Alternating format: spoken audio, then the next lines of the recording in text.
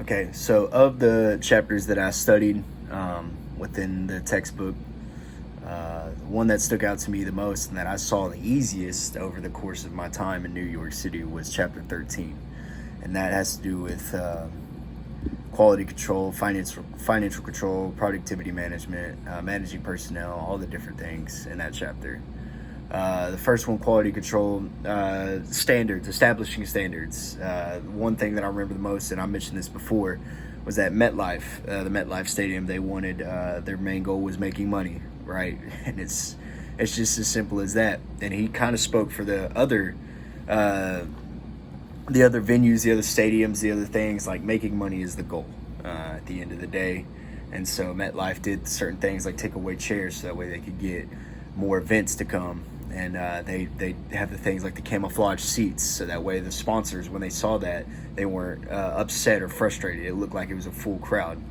And then financial control, we saw that, like, whenever Madison Square Garden with they had the nosebleed seats, and there was the Chase Bridge that we were walking on where we could see the roof. The nosebleed seats couldn't see the Jumbotron, so they had that screen on the back of the bridge, so that way they could see the scoreboard and all that. So that's bringing in more revenue, more things like that. And so there's many things that they did, each of these arenas, each of these stadiums, each of the things that they established the standards, they monitored what was going on, and then they implemented course of action.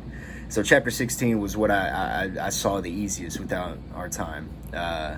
It's something that I'm not going to take back to Dallas. Well, one of the things that New York does is that it's a lot different than Dallas is business. Like, yes, we have big buildings, we have big businesses, we have things, but New York City is another world. I mean, it didn't take me a day to realize that. They just do business. They are quick. They're quick. As we mentioned, I think his name was JJ at the New York Stock Exchange. I believe that was his name. It might not have been. It might have been something different. But he was saying he would be talking to us and then be like, "Hey, sorry, I'm rude. I know I have to look at my phone. Email any minute. I could be over." Like, they're fast. They have to move all the time. They're always going. And so that's not something that we take back to Dallas. It's not something that's going to be in Dallas. Dallas is more a little laid back. Professor Jordan, you mentioned this.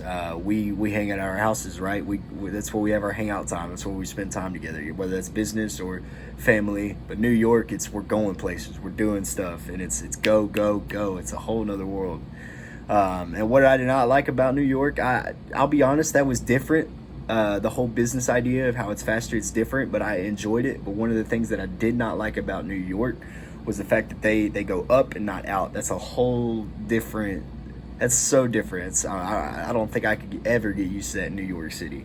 I just growing up in East Texas, just rural area where there's not much going on, and so that's the thing I didn't like about New York. Everything's so squished together. We were in that 20-story hotel, and it was about as wide as my room, and it just went straight up. That's not. I don't find that nice, and you find that everywhere. But yeah, that basically covers everything that I've learned. But yeah.